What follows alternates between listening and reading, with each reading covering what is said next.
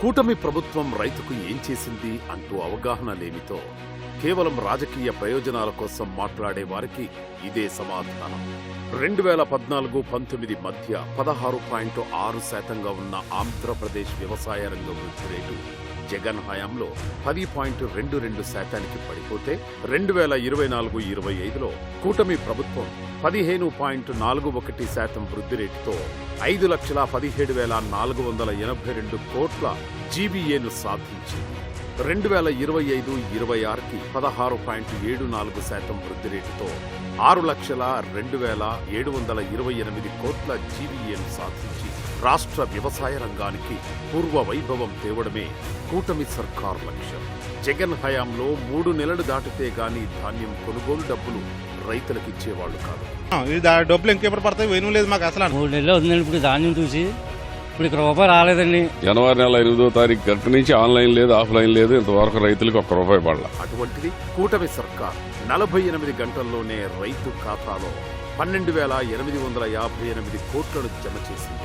ఈ అమౌంట్ అనేది 24 గంటల కాడక ముందే పడి బ్యాంకులోకి వెళ్ళగానే డబ్బులు ఇచ్చి అన్నీ చేయించుతున్న చంద్రబాబు నాయుడు గారు ధన్యవాదాలు తెలుపుకుంటున్నాం. తూర్పు జరిగిన వెంటనే వాళ్ళు వచ్చి మా ధాన్యం కొనుగోలు చేశారు. చేసిన 24 గంటలు 24 గంటలు మా డబ్బులు జమ అయ్యేవి. చాలా ఆనందంగా ఉంది. 2023-24లో జగన్ కొన్నది కేవలం 6,000 కోట్ల ధాన్యం మాత్రమే.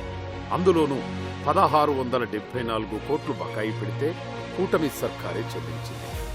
జగన్ హయాంలో రైతుకు ఆర్థిక సాయం కింద కేవలం 7,500 మాత్రమే ఇచ్చేవారు. కూటమి సర్కార్ రాష్ట్ర వాటా కింద ఏడాదికి 14,000 రూపాయలు అన్నదాత సుఖీభవ పేరుగా ఇస్తారు. జగన్ హయాంలో 1,43,000 కౌలు రైతులకు మాత్రమే రైతు భరోసా ఇచ్చారు. కూటమి సర్కార్ 2024-25లో 9,13,000 మంది కౌలు రైతులకు కార్డులిచ్చింది. ప్రకృతి విపత్తులలో వరి పంట నష్టపోయిన రైతు పరిహారాన్ని జగన్ 17,000కు తగ్గిస్తే చంద్రబాబు గారు తిరిగి 25,000కు పెంచారు. 3 ఏళ్ల పాటు పంట బీమా కట్టకుండా ఎగ్గొట్టిన జగన్ రైతు గురించి మాట్లాడమేంటి? కూటమి సర్కార్ అన్ని ప్రధాన పంటలకు బీమా వర్తించేలా కేంద్ర రాష్ట్రం కలిసి సబ్సిడీ ఇస్తున్నాయి. ఇప్పటికే 95% ఈ క్రాప్ నమోదైంది. ఏ రోజైనా అన్నదాతకు మద్దతు ధర గురించి ఆలోచించావా జగన్? దళారుల దోపిడికి రైతును వదిలేస్తే దగాపడ్డ రైతు నష్టాలు మూటగట్టుకోవాల్సి వచ్చింది.